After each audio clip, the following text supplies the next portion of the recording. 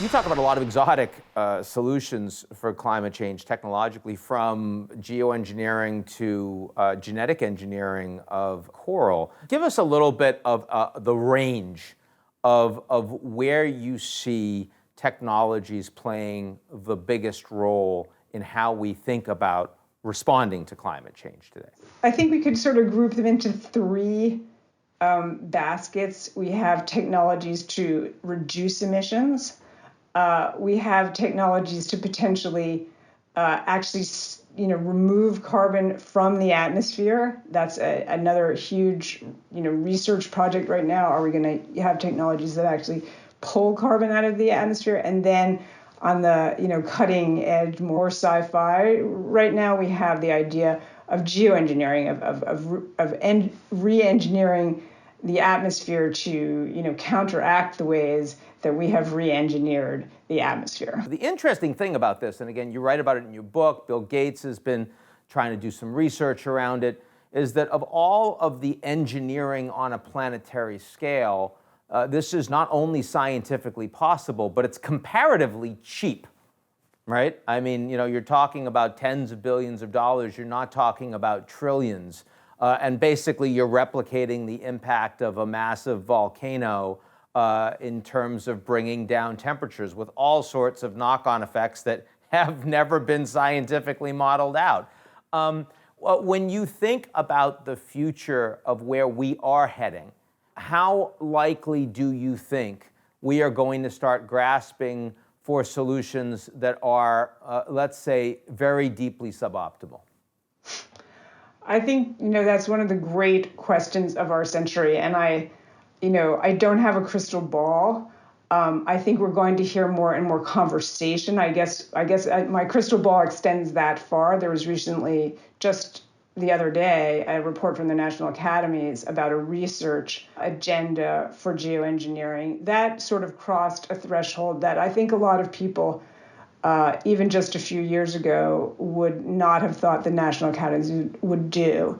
The leaders of that panel were very adamant and tried to make as vigorously as possible the point that this cannot substitute for emissions cuts. Even if you were to go forward with some kind of geoengineering research agenda, you should not take your foot off the gas in terms of emissions cuts, because... Bad analogy, but yes. Yes, sorry, excuse me, forgive me. But I think that, I do think we're going to hear more and more conversations about it in, both scientific and political circles. And if we actually see $100 million worth of research, that's a huge step. If you think about the fact that over the past 50 years, what have we been doing but geoengineering? We've been pushing enormous amounts of growth by taking carbon out of the earth and shooting it into the atmosphere. We haven't been doing it with intention or with strategy, but human beings' history on the planet has been a history of geoengineering. Wouldn't it be reckless not to be spending an enormous amount of money researching how that can be done in a strategically useful way? The fact that we have unwittingly geoengineered the planet puts us in an extremely awkward position. And you can say, one way to go is to say, well, we've unwittingly geoengineered the planet.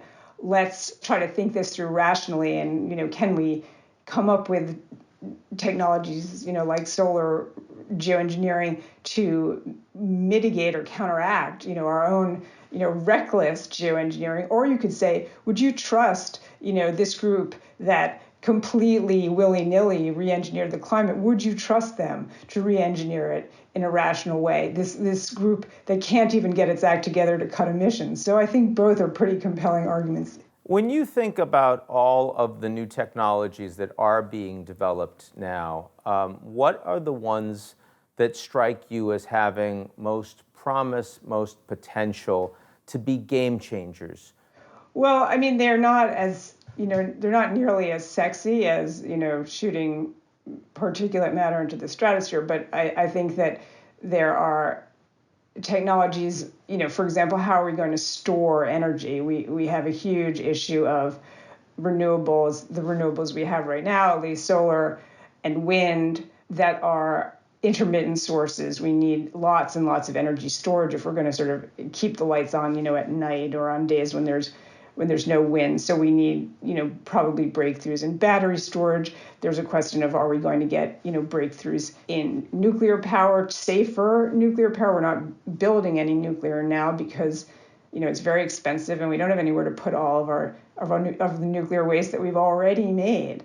Are we going to get nuclear fusion? That has always been the energy source of the future, and maybe always will be the energy source of the future. But a breakthrough on that front would certainly be huge for climate change.